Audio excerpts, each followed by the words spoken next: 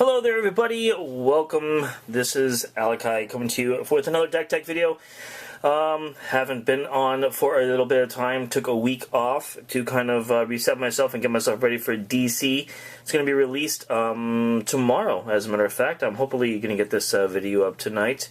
So wherever you are, it might be released tonight.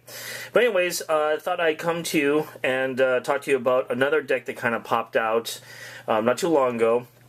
And this is really for kind of more competitive play, more like a Tier 2, we'll say, maybe a Tier 3, if you're not too familiar with those terms. It's not quite ready for competitive. You're not going to win nationals with something like this. It's more like a combo deck, if you will. It's got some unique stuff going on with it, and it's just really fun.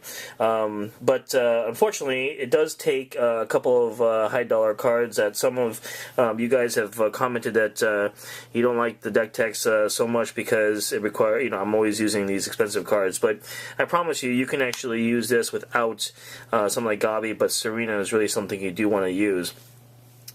So right off the bat, let's go ahead and talk about the theme here. The theme for this deck is Swarm. So a long time ago, in a distant past, I used to play Magic, and one thing we always learned from playing Magic was to follow the developers. When we talk about the developers, what are they trying to tell us is going to be something that we are going to be interested in playing?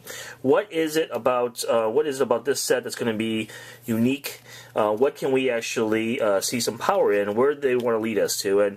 And in this case, in Dungeons & Dragons, it was Swarm.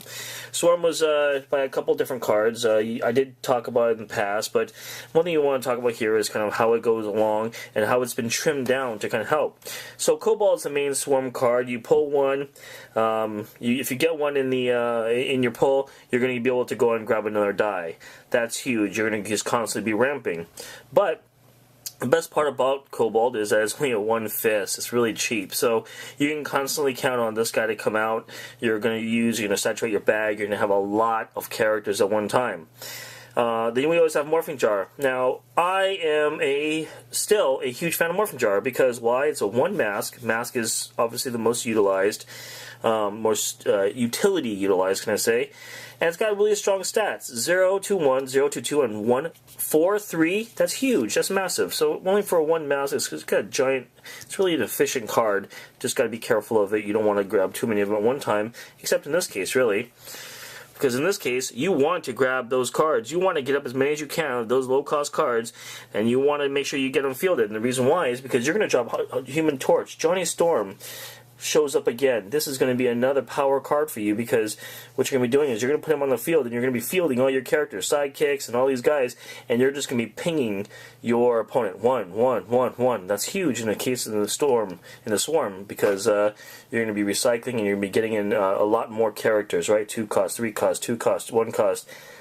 Then Green Goblins out there, you're going to be pinging them for 80 sidekicks you have on the field as well. Now, in all my decks, I really do like to go and include some kind of removal. I do like to include some kind of control as well. So, I do need to talk about this inside the beginner sections, beginner videos I have going up. I think I'm going to be calling them the rookie rollers, but just to talk about kind of how to build teams. My control in this case is Jinzo, Trap Destroyer. Now, for those of you who aren't familiar or who do not play Yu-Gi-Oh!, while this monster is active, your opponent must pay 2 life to use an action die or global ability. Well, that's huge. Why? It's because when you're looking at some of these high-cost characters, you're seeing that, man, somebody could use these Professor X, ramp in, and you're going to be crushed by a mid-range team. Well, drop this on the field, drop him on the table, and he's not going to be doing anything. Another thing you're really scared of in this team is what? Well, the defense on a lot of these characters are only 1, right? Because they're low-cost guys. Well, Jinzo's going to prevent anybody from using magic missiles or using any kind of removal, action die removal or global ability removal. So Jinzo plays an important role in maintaining your character state, maintaining your board presence, and anti-removal, which is this deck is really susceptible to. Now, another thing that it could be doing is it could be somebody could try to use I think it's a Goblin Attack Force that forces your opponents to attack, which is going to push your Human Torch to the attack zone. But with Jinzo out, that's not going to happen. Somebody could also be using something like the reroll your, I think it's the was it the Magneto of UXM or something? Reroll a villain character, Green Goblin. That was a big Green Goblin issue. Not going to happen because you got Jinzo in the case. So that's huge. Let's go ahead and keep going with that. Next thing you see is a card that we don't see very much of. It's Colossus Pyotr Rasputin. While Colossus is active, at the end of your turn, that's vital. That's vital. Each of your characters of level 2 or higher deals 2 damage to your opponent. So, guys, let me just tell you that if you see a Pyotr come out on the table, you've got about 2 turns left. That's it. You've got about 2 turns left. There's a reason for the Colossus being on the table. It's an enabler. It's a giant enabler. It's a direct damage enabler at that. So in this case, you see a bunch of low-cost characters out here, and you got Pyotr on the field. Well, that's kind of weird, because he's a 7-cost, Jinzo's 6-cost. Well, how are you going to get that? Well, because you're not always going to be rolling your character faces on your team. You're going to be rolling a lot of energy. So you're going to get the 6 and 7 reports of Phoenix Force coming out, no problem. So you're going to be able to get Colossus coming out, and you're going to be able to get him to do some work for you. That's massive.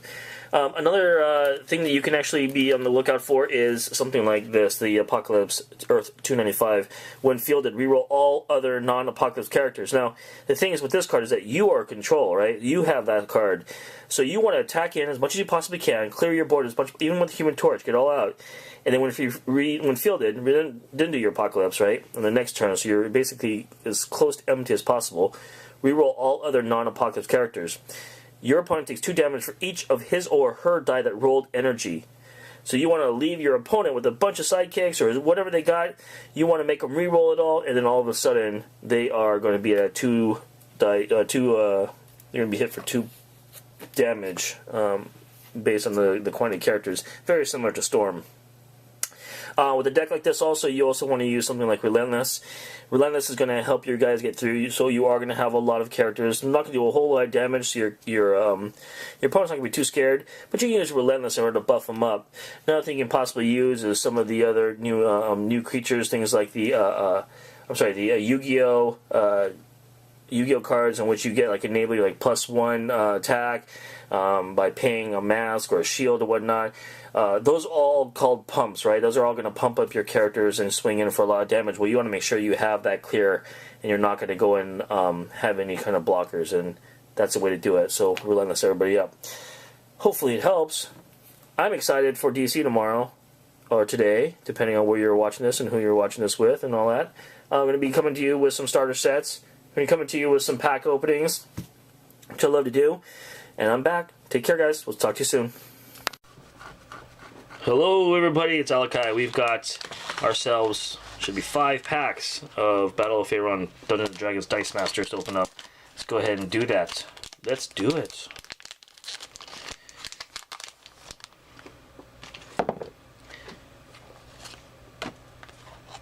What is that? Upside down. Orc. Lesser humanoid.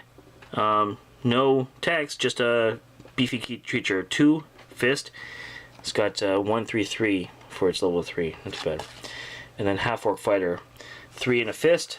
Experience. While active, gear dice cost you 2 less to purchase to a minimum of 1. Really cool. I'm gonna really want to try to use that guy with Solo Act, which is from Yu-Gi-Oh. Because I want to get that equipment, beef him up, and then go through with Overcrush, right? This dice I think is from the starter set too. Frost Giant. When Frost Giant is blocked, choose a character that is not engaged with it. That character cannot attack during your opponent's next turn. Kind of strange. I saw this card a little bit ago, and I thought it was kind of weird that you're able to affect something that's going to happen in the next turn. Cool, but you just got to remind yourself, right? Don't forget about your ability there. 5 Fist, Troll, Lesser Humanoid. Regenerate. At the beginning of your turn, spin this character up 1 level. Constantly spinning up to a max level 3. It's got 2 field cost, 5/5. Not too bad.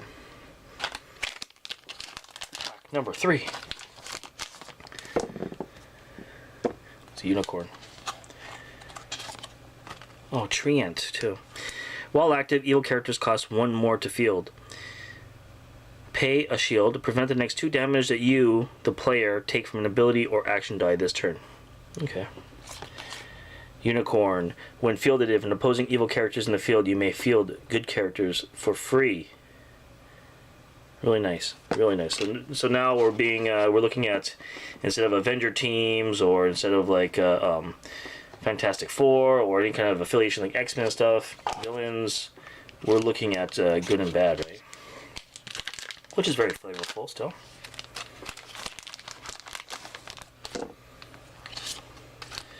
Red Dragon. Breath weapon of 2. You may pay a life instead of energy to pay this breath weapon's cost. That is amazing. That's really cool. And its global is really small, really written small. Once per turn, pay a bolt. When you purchase your next action die this turn, it costs 2 less, minimum of 1, and you'll deal 1 damage to your opponent.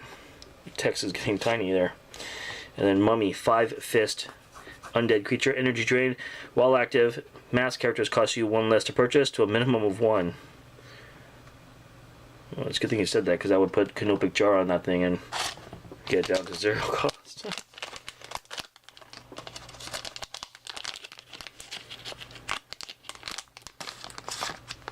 Last pack. What do we got? Half Orc Fighter experience, and then gets 1 attack, 1 dice for while it has gear equipped. So that's pretty cool, because you put gear equipped. Normally gear itself gives you 1 attack, 1 defense, and then another one. So for a 3 fists, potentially you can get a 5/5 character on the board. That's awesome. Definitely gonna try that. And Orc, Greater Humanoid, Swarm, extra die during clear and draw step. Those cards are also amazing. I know I say it too much, but I'm going to tell you right now, I'm just in awe of this set. I just loving what we're seeing here. I got no rares though, and that's sad. Makes for a sad panda, sad Alakai. But hey, that's what happens when you pull packs. Talk to you guys later. Take care.